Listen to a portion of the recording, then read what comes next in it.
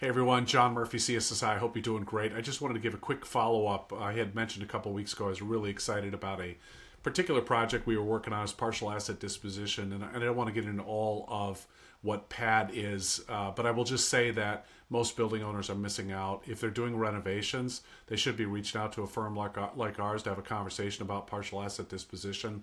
So if you're a commercial broker, you're a tax advisor, and you've got clients that are doing renovations, please keep that in mind because it is an awesome tax deduction, and it's a use it or lose it tax deduction. So if you don't take it in the year in which the work was done, if you don't take it in the tax year in which the work was done, you cannot go back to amend for it. So, and it's a big loss. In my opinion, it's a big loss. It's an opportunity. There's money on the table, and I'm going to show that to you here. But in this specific example, I know there's lots of guys that are out there, they're buying property, and they're redeveloping them. And it might take them a year or two or three to get it redeveloped. And they might be doing a lot of renovations. They might be doing the renovations. They might put a tenant in it who does the renovations. But I want to show you an example. I'm not going to show you exactly what we did in this particular case. And the study, by the way, came back way better than we even thought it was going to. So it's absolutely fantastic. So if you're doing redevelopment work, okay, this is something you have to pay attention to. If the building is still in service when you buy it, if it's basically, an abandoned building or it's a tenant left long ago, it's been vacant for a long time, this isn't going to work for you. But if the building is in service, you buy it, right? Let's say it's a restaurant, it's continuing to operate, maybe it continues to operate for another month or 2 or 6 or 12 months until they finally vacate, okay, that's what you want to be paying attention to. Because if you get one of those buildings and it's been in service, it is in service, when you close on it, this is when you're going to be able to take a look at doing partial asset disposition. For this particular case, PAD also works when you're doing other kinds of renovations. If you've owned a building for a while and you're doing renovations, maybe you're you're self-rental and you're doing some improvements for your building or whatever. Not going to get into that here. This is when you're doing a redevelopment, okay? So let's take a look at this. These guys they bought a building and they redesigned it, redeveloped it, if you will.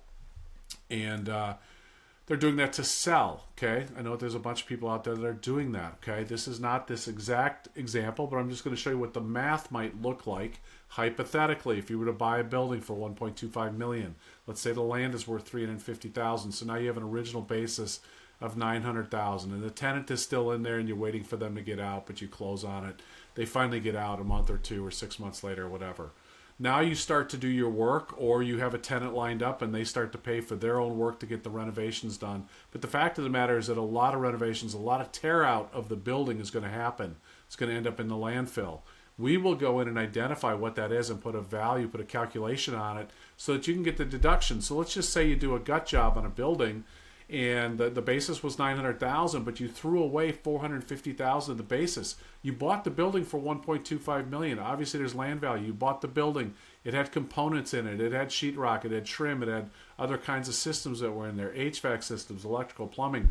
You've thrown that stuff out. You're going to get a deduction, $450,000.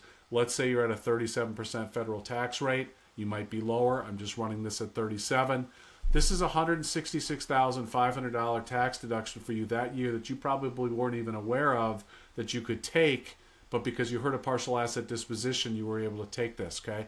Now you go to sell this building, say in 18 months or 2 years from now, and you're going to pay capital gains. What you did is you just lowered the basis of your property by $450,000. So guess what? When you go to sell the building, you're going to have a bigger capital gain. The gain is going to be bigger by $450,000. And you might think, oh, well, I now got to pay tax back on this. Why would I want to do this? Well, here's the thing. You're playing a game of arbitrage here.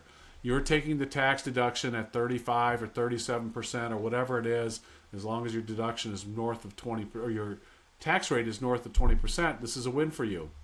When you sell it on cap gains, it's a 20% tax rate. So 20% on 450 is you're going to pay an extra $90,000 in capital gains than you would have, okay, had you not done costs, the partial asset disposition.